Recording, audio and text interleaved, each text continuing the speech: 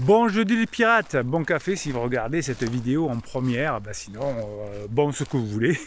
Alors tant que j'y pense, hein, demain vendredi live, mais demain ce sera à 21h. 21h demain, je vous le redirai, mais c'est demain, c'est 21h, pour parler de la formation qui est sortie hier. Si vous voulez récupérer votre conjoint, il faut montrer que vous changez. Et comment on change, quelle est la méthode, qu'est-ce qu'il faut changer, qu'est-ce que le conjoint en crise apprécie que l'on change, etc. C'est dans la formation qui est sortie hier et vous allez vous régaler, vous allez apprendre plein de choses. Vous pouvez utiliser cette formation comme d'habitude pour votre travail, pour vos enfants, etc. Comment changer, ça marche dans tous les domaines de l'activité, de l'actualité, de professionnel, tout ce que vous voulez. Et ça vous aide à récupérer votre conjoint, puisque vous récupérez votre conjoint si vous passez des bons moments ensemble et que vous avez montré que vous avez changé. Il faut les deux conditions, on ne peut pas s'en passer.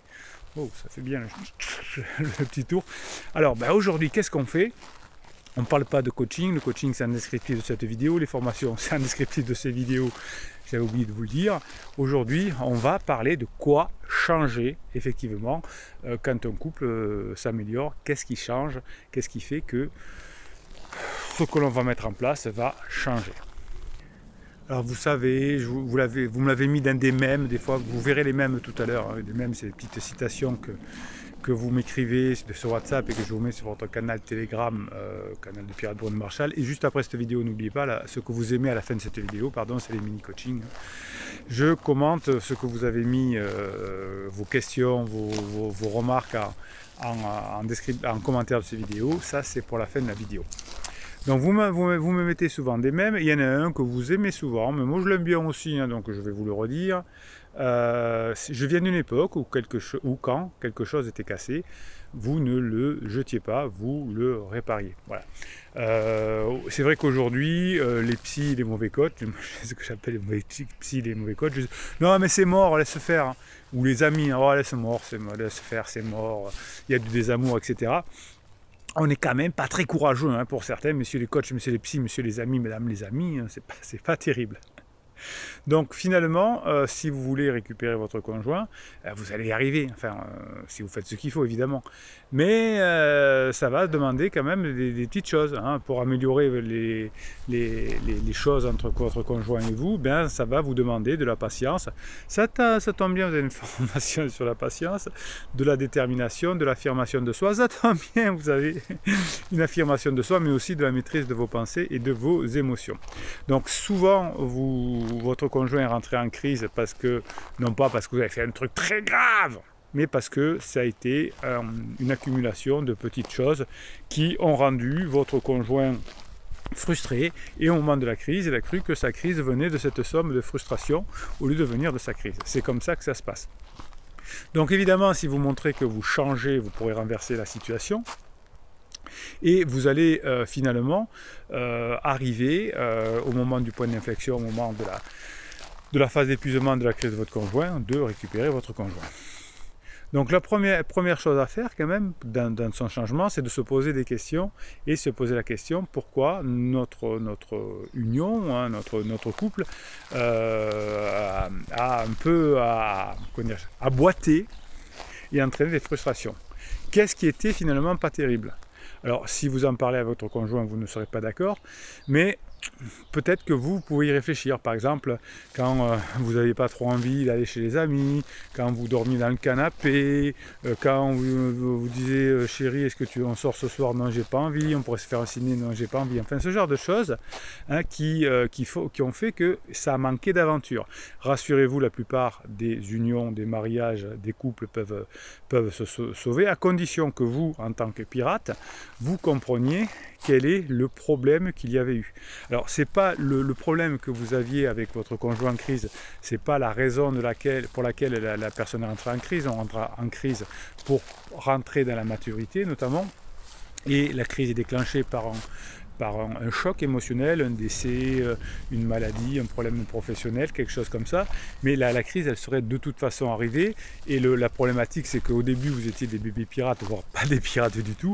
Et vous avez commis des interdits qui ont fait que le choc émotionnel a entraîné une crise et la personne de bonne foi ou autre a cru que l'inconfort qu'il avait venait de votre couple. Et donc il a choisi un pansement, hein. La plupart du temps c'est d'ailleurs un pansement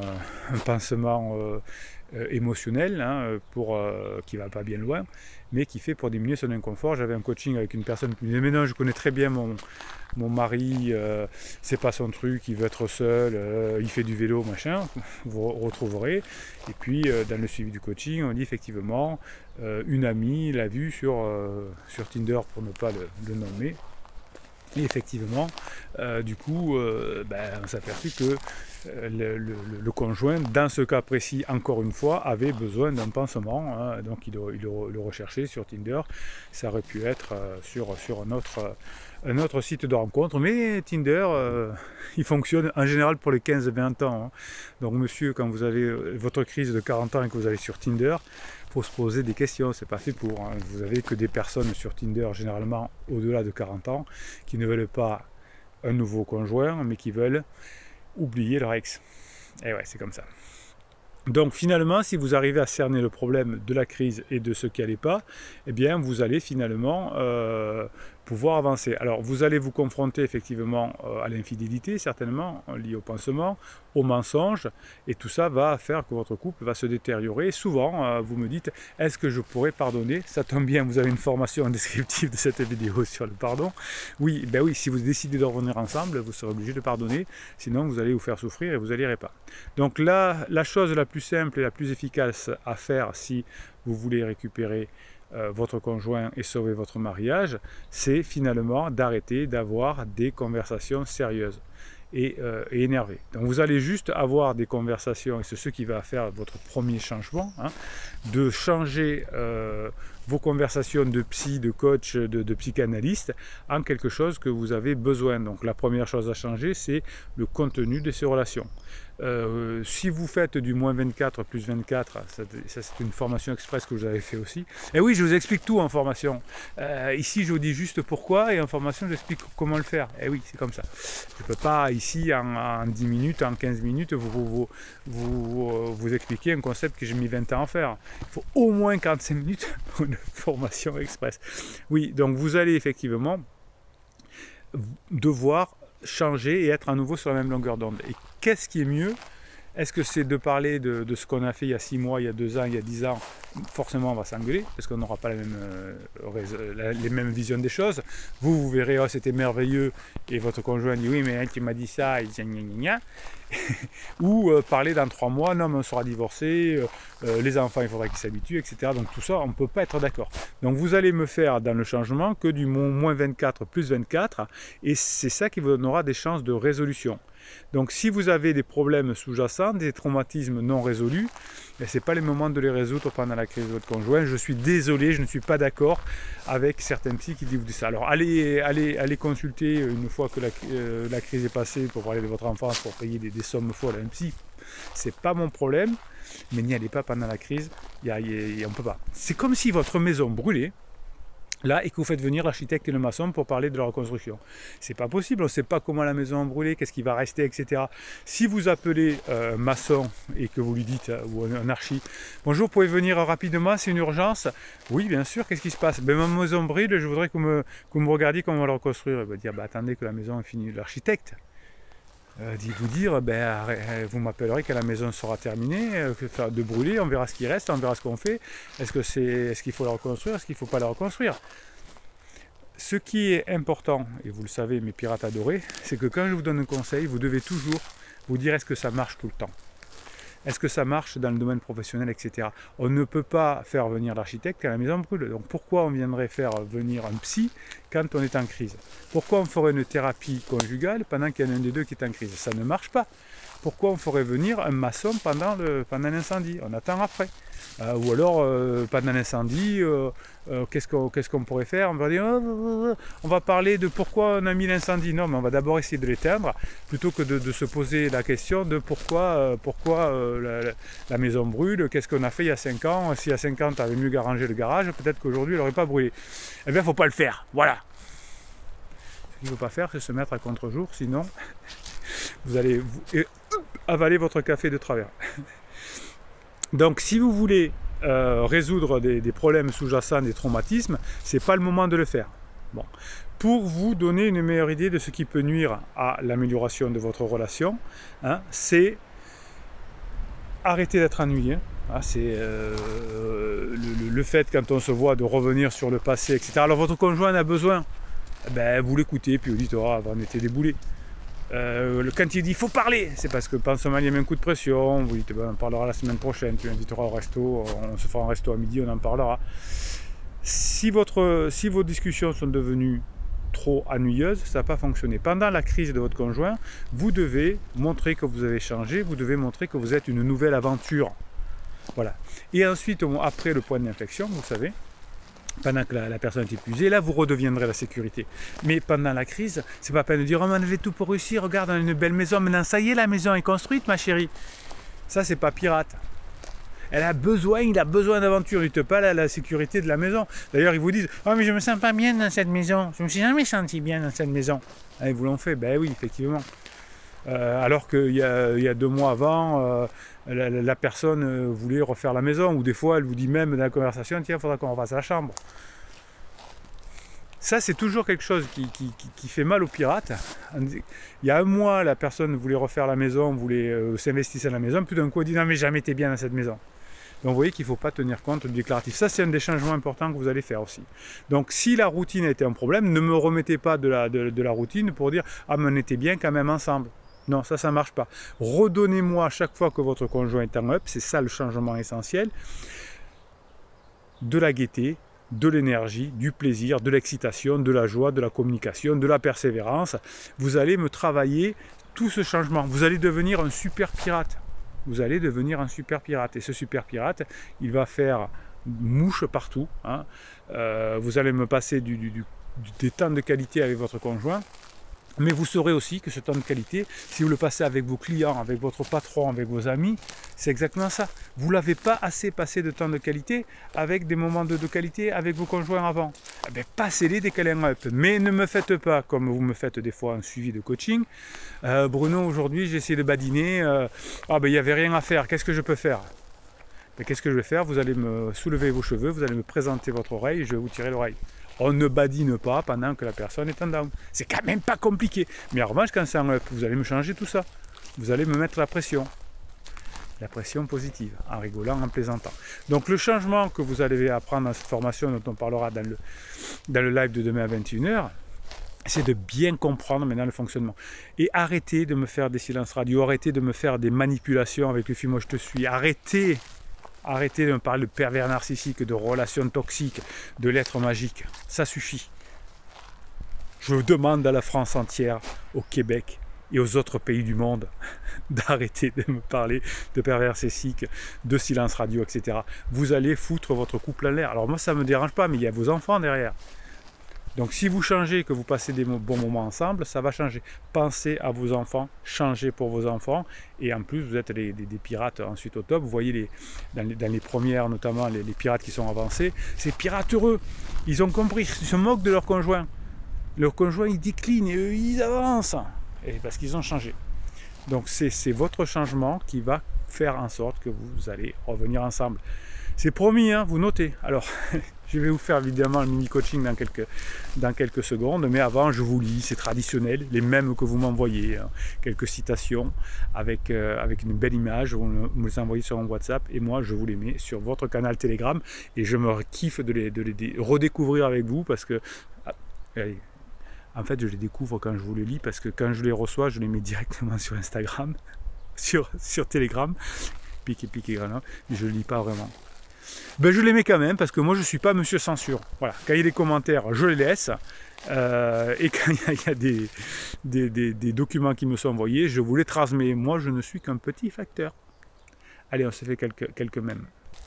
Il est toujours temps de vous fixer de nouveaux objectifs et de changer les choses. Ouais, fixez-vous de nouveaux challenges.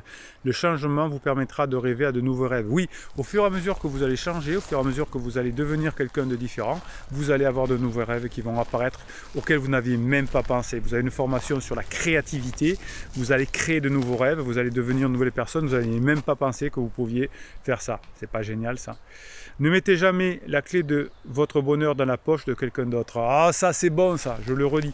Ne mettez jamais la clé de votre bonheur dans la poche de quelqu'un d'autre. Arrêtez d'être dépendant affectif, mes amis pirates, que je kiffe, ma team, ma famille.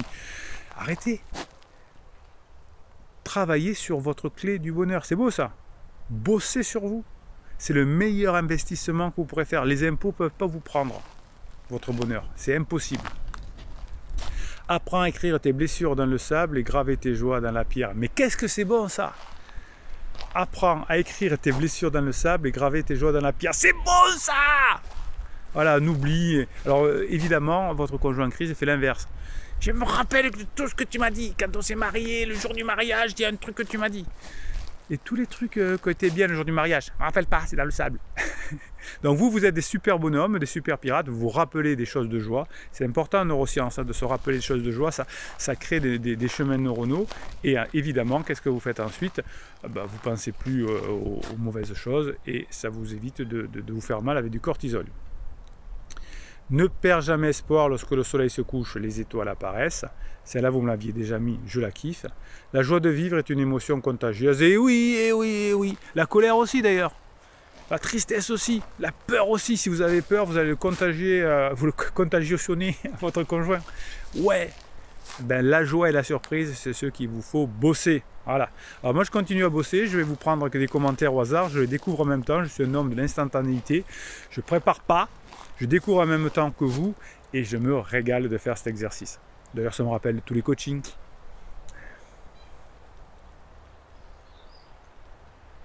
Les coachings. Je vous ai dit que c'était un descriptif de cette vidéo, les coachings. Je crois que Bruno, non seulement t'es vieux, mais seulement t'es très vieux, t'es très vieux, mais t'es blond en plus. Allez, c'est parti, mini coaching. Bonjour les pirates, bonjour Bruno, dit princesse Jasmin. Jasmin, vous savez, c'est l'époque des jasmins. J'ai beaucoup de jasmin dans mon jardin et je kiffe cette odeur. Je suis fatigué aujourd'hui de mon dimanche, oh pauvre chou, foutu en l'air par Criseux qui fait la tronche. Pirate, hop, on tire les oreilles de princesse Jasmin tout de suite. Alors qu'est-ce qu'il a fait? Oh, il est en down. Oh, ça me rend triste. Pourquoi ça me rend triste, Bruno? Parce que vous êtes en dépendance affective. Alors qu'est-ce qu'il a fait, le petit chou? Il n'a fait que parler avec son fils et aller surgâter. Ouh, qu'il est vilain. Oui, Bruno, il se sert souvent de l'argent pour se faire apprécier ou pardonner. Ben oui, c'est comme ça. C'est pas que les criseux, hein, les pansements le font aussi. C'est comme ça. Mais qu'est-ce que je vous dise? Oui, vous écrivez à Dieu, hein, je passe un mail si vous l'avez, vous écrivez. Pourquoi les gens sont comme ça? Eh ben, c'est parce qu'ils ne sont pas bien dans leur peau. Vous répondra peut-être Dieu si je sais pas.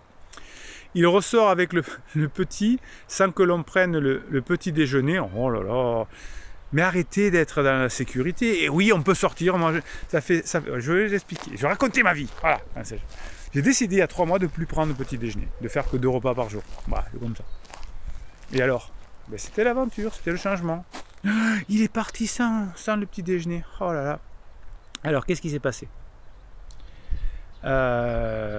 Il salue que notre grand. Alors, ça m'a piqué, mais choses que je ne faisais pas, je n'ai pas relevé. Bon, très bien.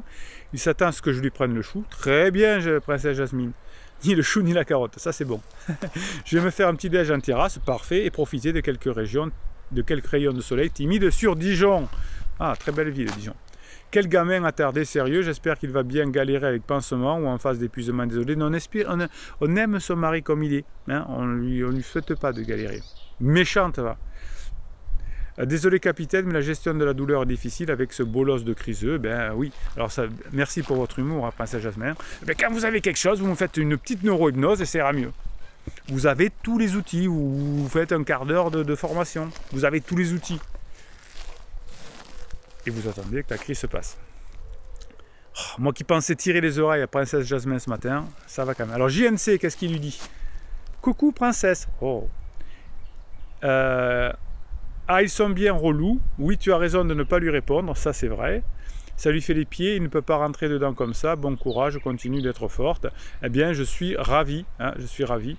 Voilà. Ça va, ça avance, ça avance.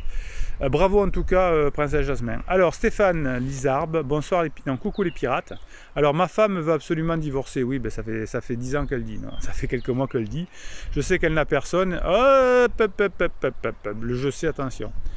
Même si elle a un pansement, franchement, je m'en fous. Le problème, c'est qu'elle est décidée. Bruno a fait une vidéo l'autre jour sur Alessandra, une journaliste TV qui voulait être libre. Ma femme est dans la même optique, besoin de votre soutien. Oui, vous attendez que ça passe.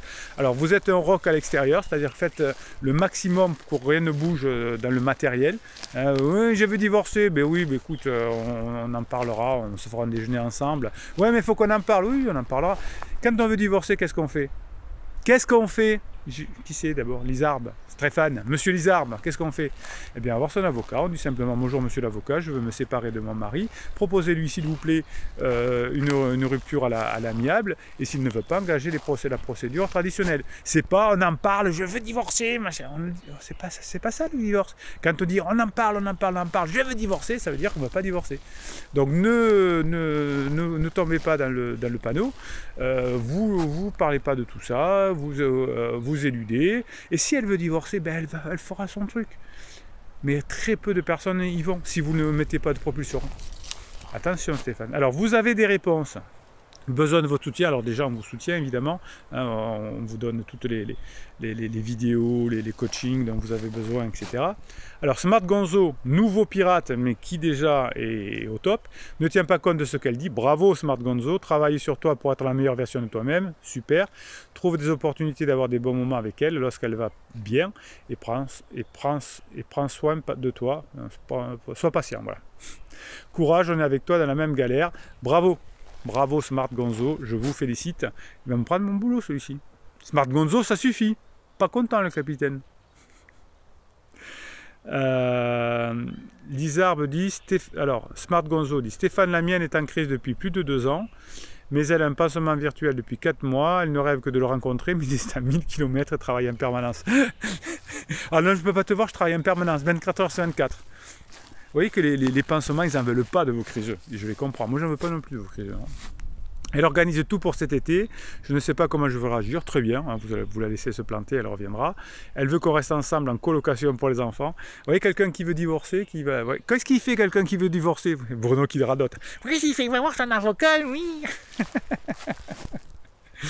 Oh là là. Non, mais en divorce, mais on reste ensemble. Hein.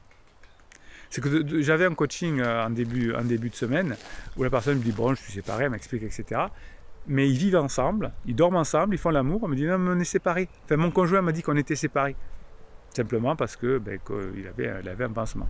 Donc je bosse sur moi, pouce en l'air, essaie d'être meilleur chaque jour, mais ce n'est pas toujours facile. Non, travailler c'est dur.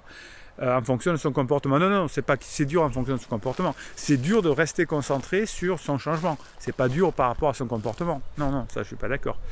Bref, ce n'est pas tous les jours la joie. Oui, à vous. Hein, vous êtes maître de vos émotions, vous avez les formations, vous avez les coachings. Vous pouvez être maître de votre joie. Je me réjouis que la crise se termine. Elle va se terminer comme toutes les crises, mais je ne vois pas vraiment le bout. Donc vous me mettez quelques neurosciences, quelques neurohypnoses, pardon. Vous me mettez quelques formations pour redonner le moral, monsieur Gonzo, Smart Gonzo, vous êtes déjà au top et ça va le faire. Ok, vous me changez, vous me maîtrisez vos pensées, vos émotions, je vous explique comment faire dans la formation si vous en avez besoin et on va y arriver. Bon, on se retrouve à midi pour l'apéro de midi, pour la première suivante. Rappelez-vous que c'est demain à 21h que l'on va parler de cette formation sur le changement dans le live, et puis je vous annoncerai peut-être des petites choses, 21h vendredi soir, et en attendant, Bruno Marchal, il vous dit de mettre des pouces en l'air et des commentaires, car c'est comme ça que votre famille pirate va se développer.